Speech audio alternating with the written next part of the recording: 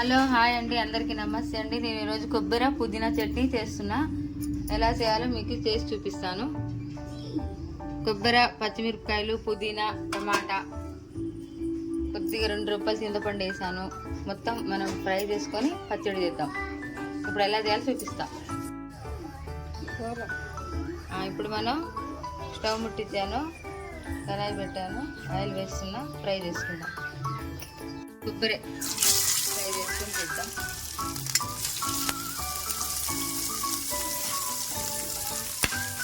కొద్దిగా పచ్చి వాసన పోయేదాకా వేసుకుందాం.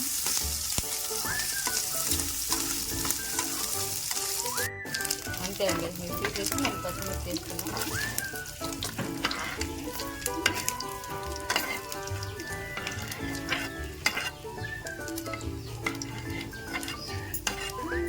పచ్చిమిర్చి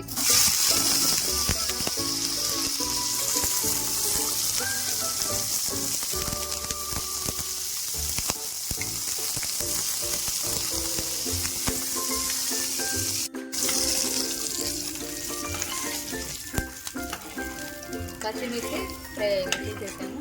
కొబ్బరి, పచ్చిమిర్చి. ఇప్పుడు మనం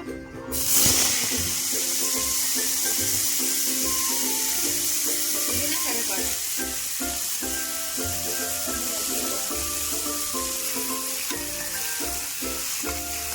అంతే అండి.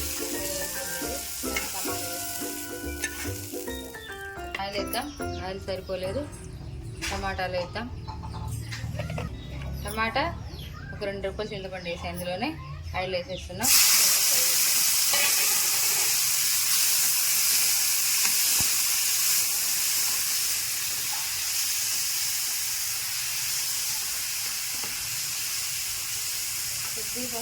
కొద్దిగా పసుపు వేస్తున్నాం.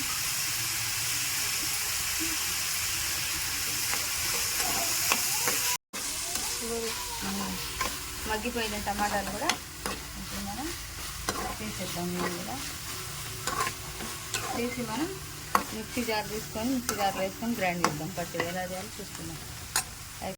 పచ్చిమిర్చి, టమాటా, పుదీనా, కరివేపాకు మనం వేయించుకున్నాం కదా, ఇవి మనం మిక్సీ గిన్నెలో వేసుకొని చట్నీకి గ్రైండ్ చేద్దాం. ఇవి కొంచెం మెదిగిన తర్వాత టమాటా వేసుకుందాం. ఇప్పుడు ఇందులో కొంచెం జీలకర్ర, ఎల్లిపాయలు కూడా వేద్దాం. ఉప్పు వేద్దాం.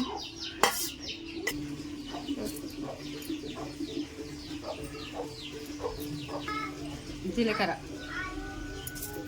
ఉప్పు తగినంత.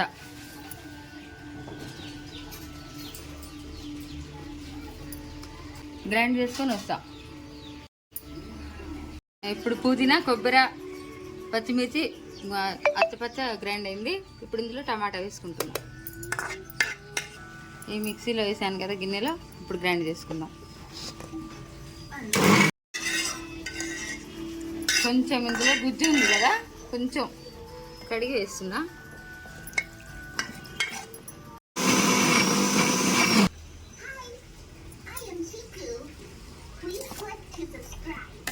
రెడీ అండి. కొబ్బరి, టమాటా, పుదీనా, పచ్చిమిర్చి చట్నీ రెడీ అయిపోయింది. అంతే. ఇంకా మనకు నచ్చితే తాలింపు వేసుకోవచ్చు, లేకుంటే ఇలా అయినా తినొచ్చు. తాలింపు గింజలు చిన్న పచ్చిమిరపకాయ, కొంచెం కరివేపాకు ఒక కాడ.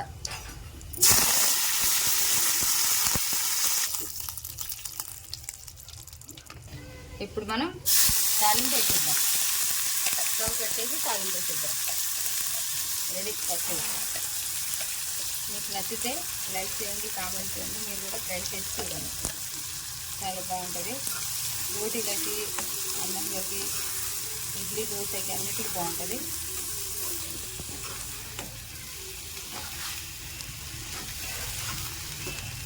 అంతే అండి, కొబ్బరి చట్నీ రెడీ.